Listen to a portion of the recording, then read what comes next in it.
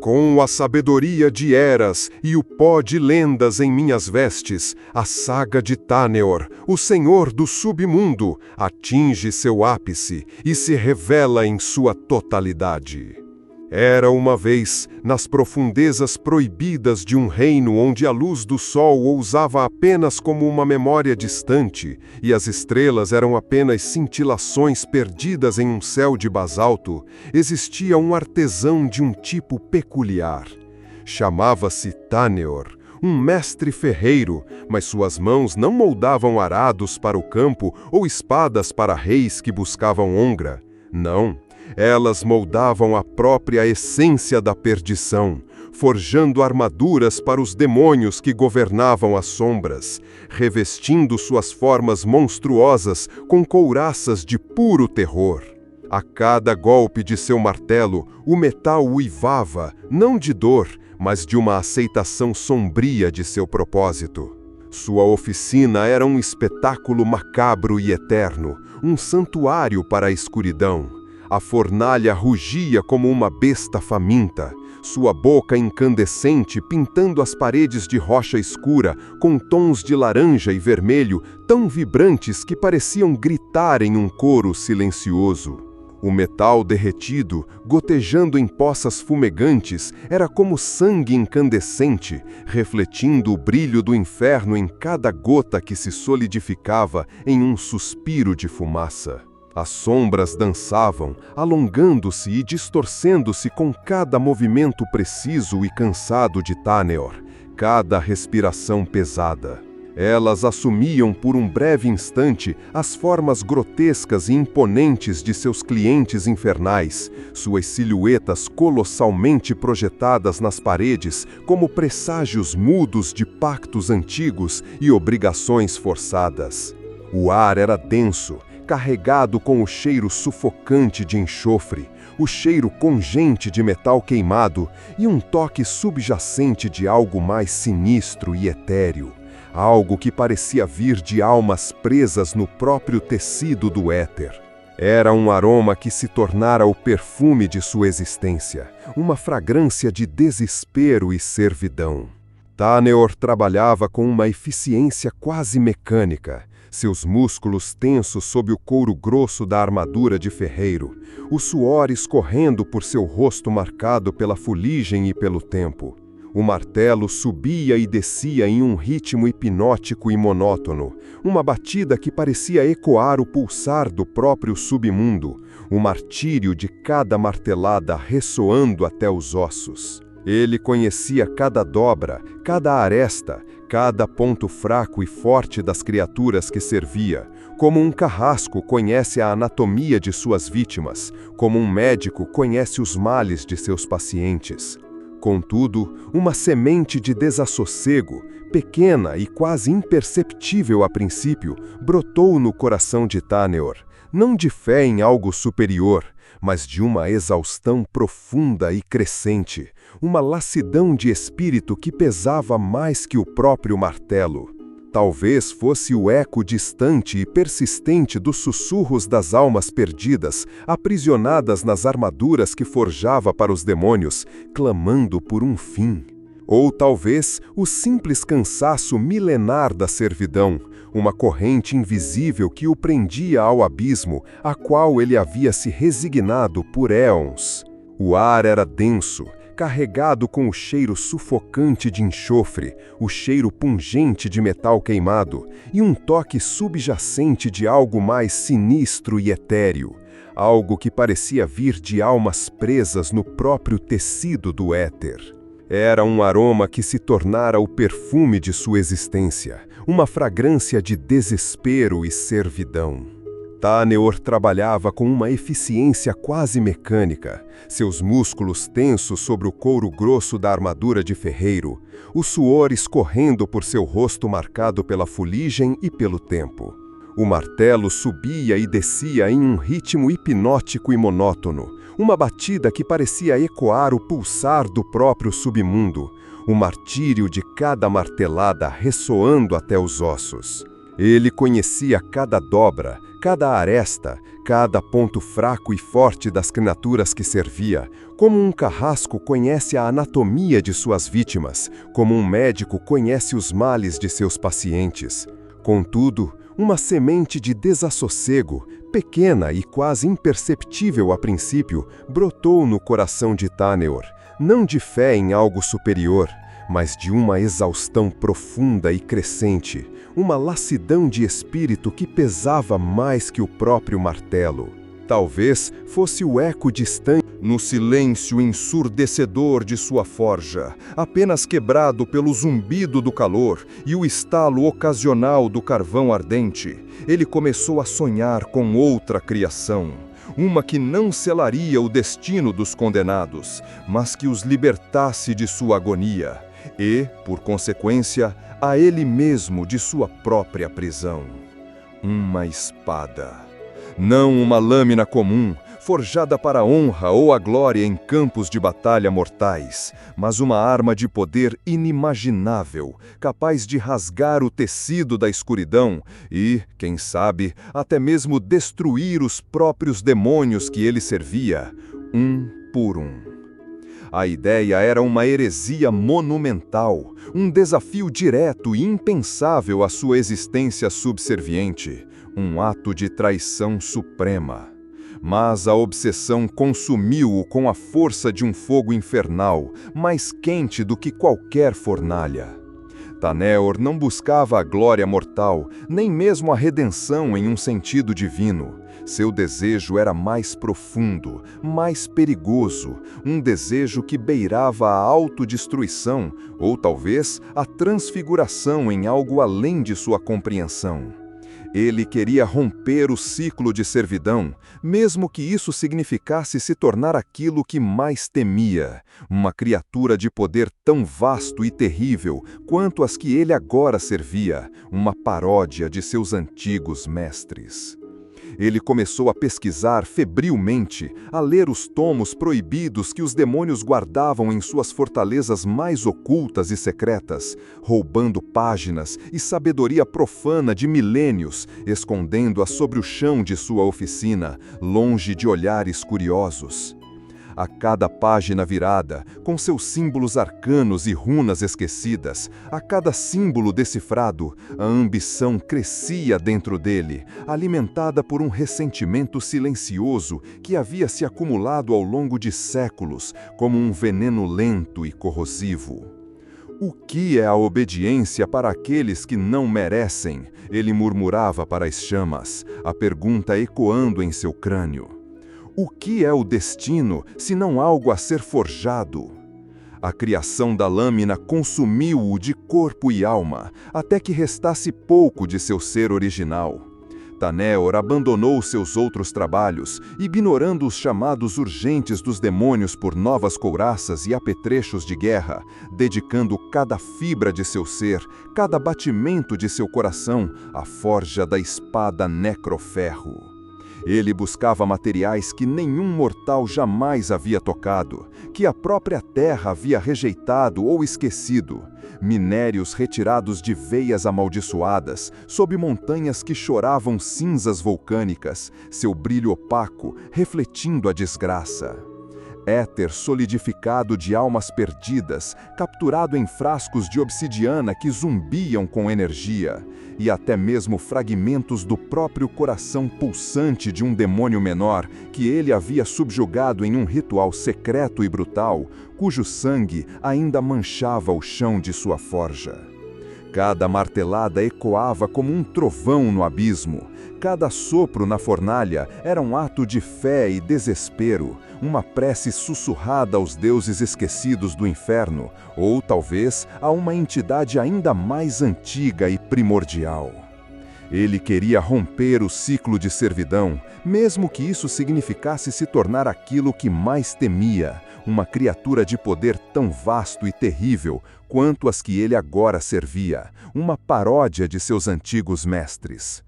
Ele começou a pesquisar febrilmente, a ler os tomos proibidos que os demônios guardavam em suas fortalezas mais ocultas e secretas, roubando páginas e sabedoria profana de milênios, escondendo-a sob o chão de sua oficina, longe de olhares curiosos.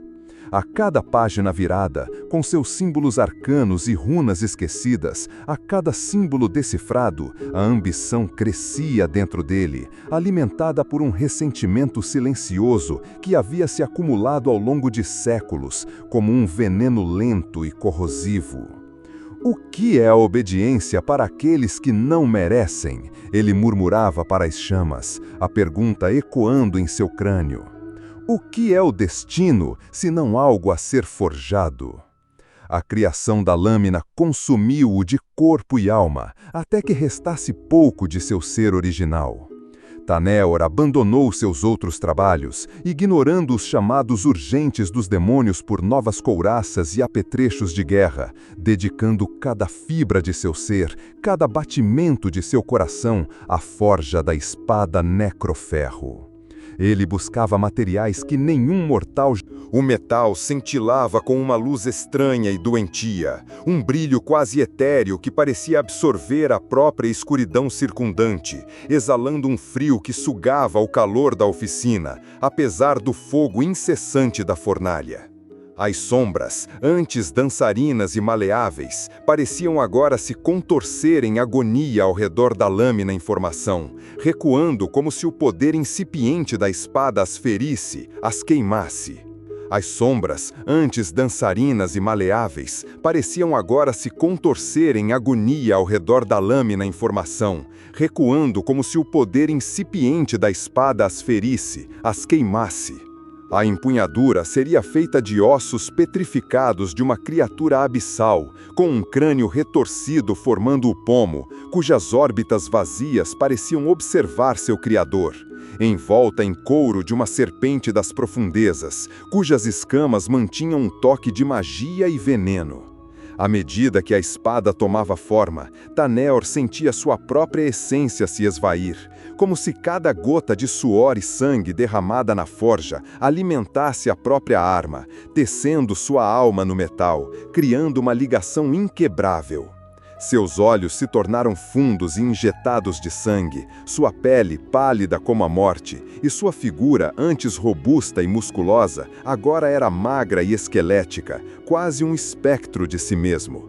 Mas ele não parava, impulsionado por uma força que já não era inteiramente sua, uma compulsão mística e inabalável que o arrastava para um destino inevitável. O objetivo inicial de libertação parecia se misturar com um poder inebriante, uma atração fatal para a escuridão que ele pretendia combater, como uma mariposa para a chama, cega por sua beleza mortal. Quando a espada necroferro estava finalmente completa, era uma visão aterradora de beleza e pavor, uma obra-prima da perdição em sua forma mais pura. A lâmina, de um ébano brilhante e polido como obsidiana mais fina, absorvia a luz, e o menor movimento refletia uma miríade de tons de preto e roxo, como a noite mais profunda do abismo. Taneor a ergueu, sentindo o peso do poder, uma força que zumbia em suas veias como um veneno eletrizante, uma canção de caos e destruição que o chamava, prometendo glória e ruína. Ele a brandiu no ar pesado e sufocante da oficina, e o ar estalou com uma energia contida, crepitando ao seu redor.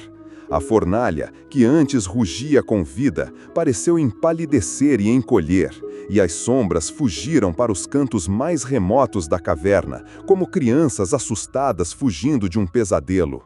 A espada parecia ter vida própria, um ser faminto, uma consciência antiga que despertara. E Taneor sentiu um grito primordial ascender de seu peito, não de dor ou desespero, mas de uma exultação profana, um triunfo silencioso e aterrorizante que o preencheu por completo. A arma não era apenas uma ferramenta de destruição, era uma extensão de sua própria vontade, mas uma vontade que já não era inteiramente sua, mas partilhada com a própria arma, como dois seres se fundindo em um só.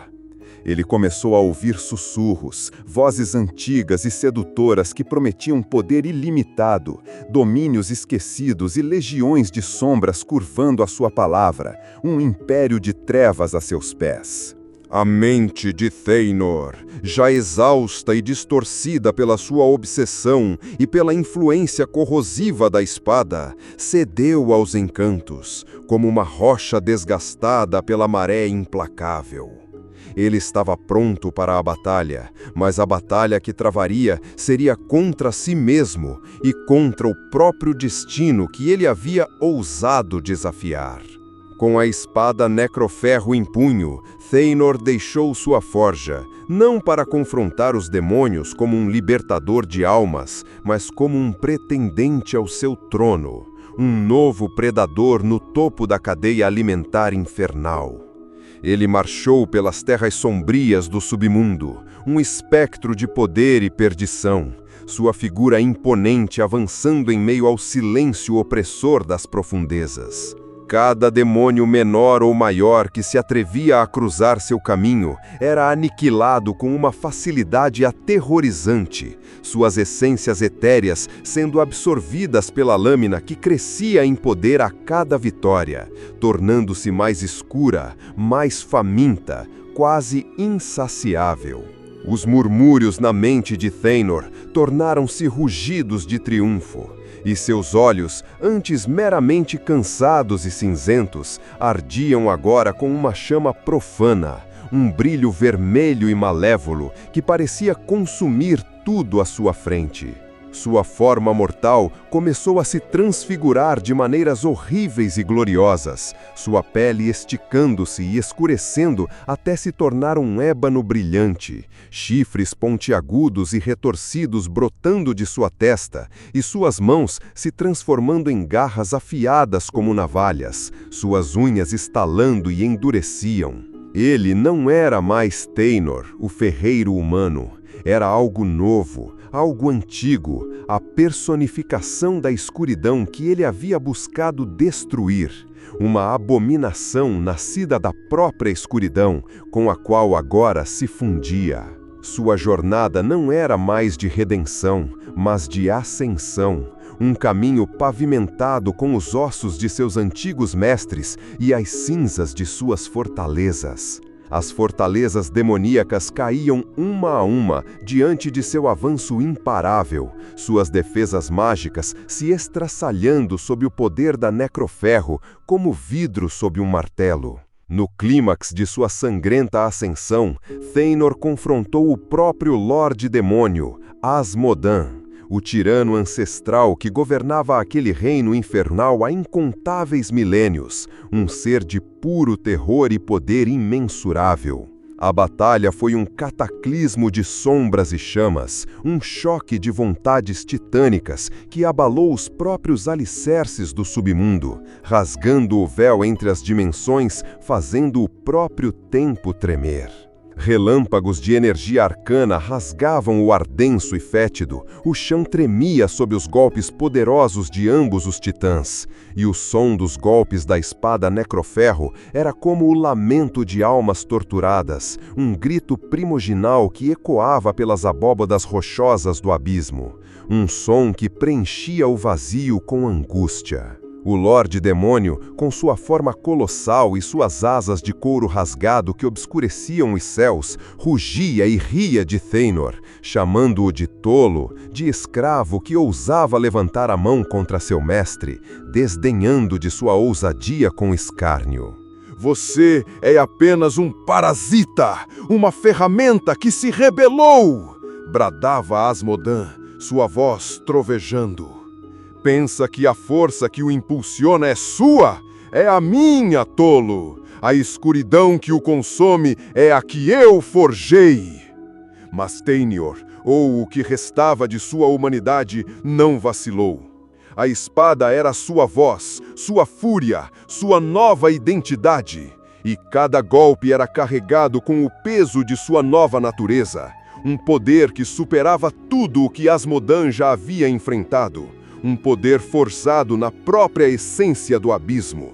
Com um urro final que fez as montanhas de ossos tremerem e os rios de lava se agitarem, o Lorde Demônio Asmodan finalmente caiu, sua forma colossal se desintegrando em cinzas e névoa. Sua essência se dissipou em um grito de angústia que ecoou por todo o abismo, um som de morte que reverberou nas profundezas, marcando o fim de uma era. A vitória foi esmagadora, absoluta, mas não houve glória, apenas um silêncio pesado que se seguiu à destruição, um silêncio que prometia uma nova era de terror, uma escuridão ainda mais profunda. Com o último dos antigos demônios derrotado, um novo vazio de poder se abriu, vasto e convidativo, e Taenior o preencheu com sua presença esmagadora. Transformado em uma figura monstruosa e imponente, com chifres retorcidos e olhos ardentes que queimavam como brasas, sentiu a totalidade do submundo se curvar à sua vontade. Cada pedra, cada sombra, cada criatura reconhecendo seu novo mestre. A espada Necroferro em sua mão não era mais apenas uma arma, era um cetro de poder, uma extensão de sua própria soberania, uma fusão de seu ser com a força do abismo, um elo inseparável. Ele ascendeu ao trono de ossos e trevas, um trono que antes pertencera a Asmodan, e as legiões remanescentes de demônios, outrora seus clientes e seus mestres, agora se ajoelhavam diante dele em reverência aterrorizada, reconhecendo-o como seu novo mestre, o Senhor do submundo. Não houve arrependimento em seus olhos, apenas uma satisfação fria e calculista, um conhecimento inebriante do poder ilimitado que agora possuía. Ele havia forjado uma arma para matar demônios, sim, mas ao fazê-lo, tornou-se o mais poderoso, o mais terrível de todos, a encarnação da própria escuridão. A ironia era cruel, a redenção prometida, uma ilusão que se desfez em fumaça, substituída pela fria realidade de seu domínio.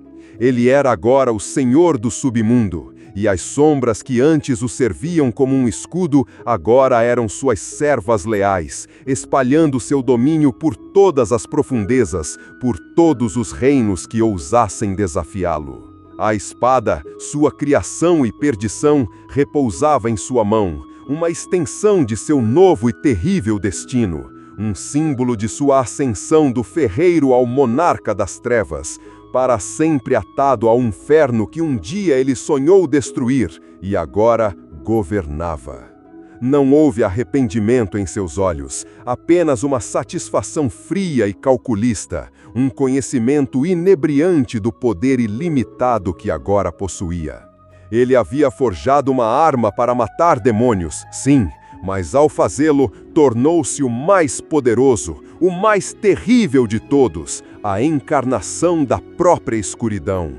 A ironia era cruel, a redenção prometida, uma ilusão que se desfez em fumaça, substituída pela fria realidade de seu domínio. Ele era agora o senhor do submundo, e as sombras que antes o serviam como um escudo, agora eram suas servas leais, espalhando seu domínio por todas as profundezas, por todos os reinos que ousassem desafiá-lo.